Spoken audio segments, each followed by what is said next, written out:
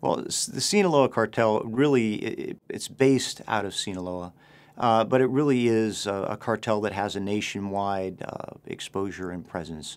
It has reaches really all the way down to South America, up through Central America and southern Mexico, into its home base of Sinaloa, and then up to the border. Currently, it controls most of the border from Juarez all the way west to Tijuana.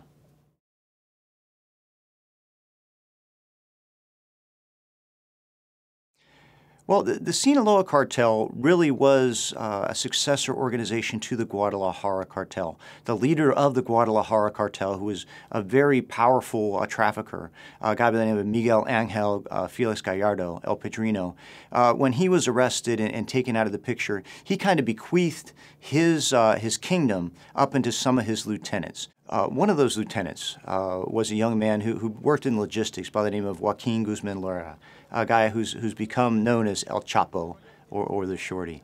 And he became very successful and working with several partners. That's one of the reasons that we call the Sinaloa Federation really a federation, not just a cartel, because we have several different organizations that have banded together with El Chapo's core organization to encompass this the Sinaloa group.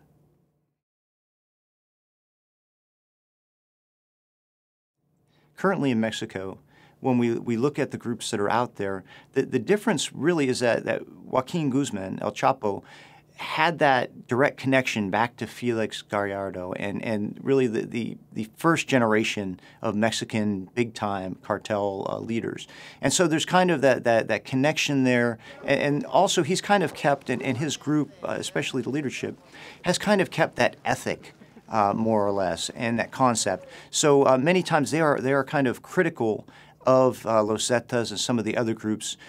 So when they do other crimes, whether it's alien smuggling, DVD and CD piracy, oil bunkering, those sorts of things, basically El Chapo would consider that beneath him.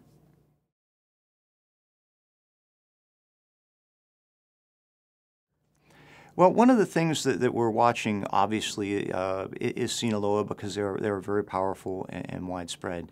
At this point, we really don't see any indication of them losing traction in a big way. Currently, they're being challenged in the north of Sinaloa by some of the remnants of one of the organizations that actually started with the Sinaloa Federation, and that was a group of guys called the Beltran-Leyva brothers.